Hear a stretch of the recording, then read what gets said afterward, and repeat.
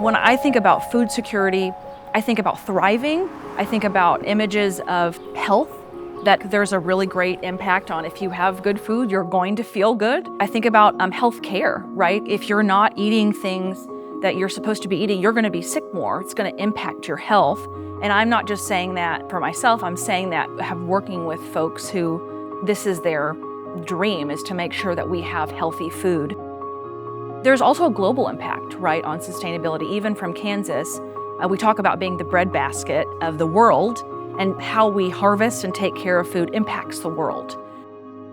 So if we're not doing that sustainably, if we're not thinking about food security from that big lens, there are a lot of things that we can miss. My name is Reverend Christian Watkins. I am director and campus pastor at Ecumenical Campus Ministries at Kansas State.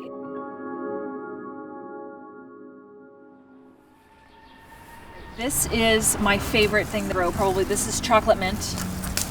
And it is so fragrant. It literally smells just like chocolate. It is amazing in tea. Practices like gardening, growing your own food, those can be really healing.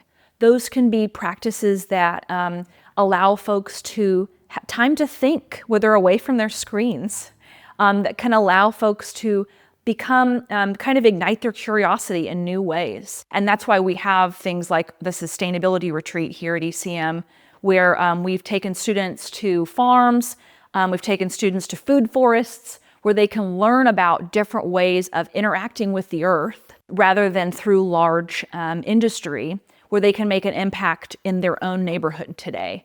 So that would look like growing a vegetable garden, but figuring out how to do that in a way that's going to promote bees, which might sound like, well, that's kind of weird, but we need bees to be able to grow food. So of course we want to think about our relationship to the bugs that help us make sure the food's safe and that we can continue to grow things. The way that ECM is set up, we use solar panels. And one of our goals is to have the whole building running on solar. And that's been part of our vision and mission.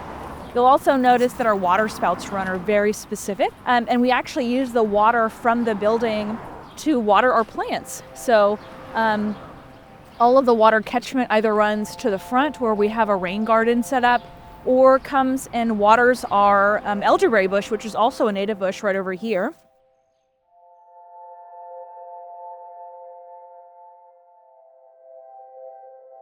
I always think, like, what would be the goal? Like, what example are we trying to set in this neighborhood or in this town? It would be that we have resources, we have lawns, we have places. If you own land, which is a privilege, you can create a place where folks can come and pick food off of your garden, and that will make sure that they have a really incredible nutrient thing to eat that day. And so when we then look in and zoom in on food insecurity, it's not just that people need to eat 3 times a day and that box needs to be checked. It's how can we incorporate thriving into this conversation around food security and alleviating insecurity. I think about this image of, like, I'm food insecure, so I have to go and get food now to be secure. It's important, obviously, that meets the need right then, but does that promote thriving? I would imagine, like, personally, like, I could feel pretty nervous, like, how are people gonna treat me? Like, there's a lot of anxiety that comes with that model. And so I think what we're trying to do at ECM is think about food insecurity, not like we have something and you don't have something and you're getting it from us. It's like, how can we be in relationship with one another so that we're doing something together, that we're creating something together, that belonging isn't just something that ECM gives to other people, but that we're collaborating in. And that it also isn't just about people, it's about the earth. If we don't take care of the planet, we won't eat, and we'll all be food insecure. You know, I mean, that's kind of the bottom line. So thinking about it holistically as this bigger picture, that's a big part of what I think we're called to do.